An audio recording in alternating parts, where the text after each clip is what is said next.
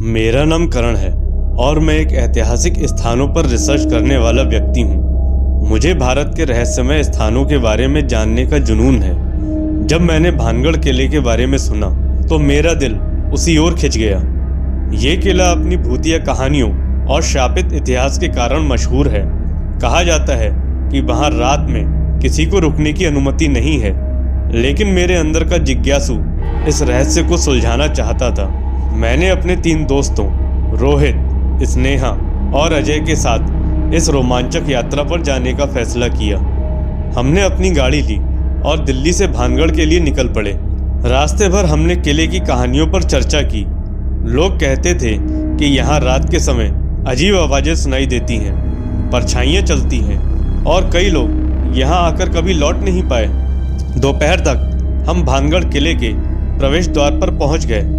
सामने विशाल किला अपनी पुरानी दीवारों और टूटी फूटी इमारतों के साथ खड़ा था। उसके चारों ओर फैली वीरानियां और सूखे पेड़ पूरे माहौल को भूतिया बना रहे थे।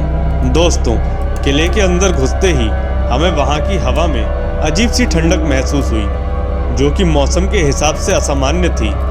स्नेहा ने बताया कि उसे किसी के फुसफुसाने की आवाज़ सुनाई दी। हम सब ने इसे उसका भ्रम मान लिया, लेकिन जैसे ही हम किले के गहरे हिस्से में पहुंचे, एक पुरानी दीवार से अचानक एक चमगादड़ का झुंड निकला। उनका अचानक हमला हमें हिला गया। किले के अंदर हमें एक पुरानी मूर्ति दिखी। स्नेहा ने कहा, ये वही मूर्ति है जिसके बारे में कहा जाता है कि इस पर जादूगर सिंघिया ने श्राप डाला था। मूर्ति के पास खड़े होकर मैंने ध्यान से देखा तो ऐसा लग रहा था कि कोई परछाई हमें देख रही है। जैसे ही शाम हुई, हमने किले के मुख्य द्वार के पास कैंप लगाने का फैसला किया। हमने टॉर्च और कैमरे निकाल लिए। रोहित ने किले के चारों तरफ की तस्वीरें खींचनी शुरू कर दी। तभी अचानक हमें एक जोरदार हंसी की आवाज़ सुनाई दी। वो आवाज़ इतनी डरावनी थी कि हमारे शरीर में सिरहन दौड़ गई। रात के करीब 12 बज चुके थे। चारों ओर घना अंधेरा था। हमने एक कोने में टेंट लगाया था।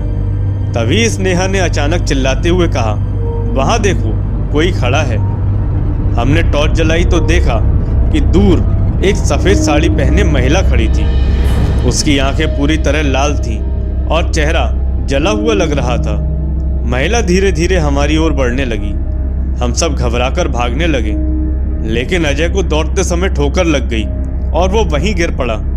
महिला उसके बिल्कुल पास पहुंच गई। उसने अजय को उठाने के लिए हाथ बढ़ाया, लेकिन जैसे ही हमने उसे खींचा, वो महिला एक जोरदार चीख के साथ गायब हो गई। भागते भागते हम एक बंद दरवाजे के पास पहुंचे।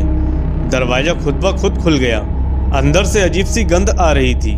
अंदर जाते ही दीवारों पर हाथों के निशान दिखाई दिए। अचानक दरवाजा तेज आवाज के साथ बंद हो गया। हम चारों चीखने लगे, लेकिन कोई हमारी आवाज़ सुनने वाला नहीं था। तभी एक आवाज़ गूंजने लगी, तुम लोग यहाँ क्यों आए हो? अब तुम यहाँ से नहीं जा सकते। हमने उस आवाज़ को नज़रअंदाज करते हुए दरवाजे को खोलने की कोशिश की, लेकिन दरवाज़ा टस से मस नहीं हुआ। तभी अचानक एक बूढ़ा साधु प्रकट हुआ। उसकी आंखों में चमक थी और हाथ में त्रिशूल था। उसने मंत्रों का उच्चारण करना शुरू किया। उसकी शक्ति से किला कांपने लगा।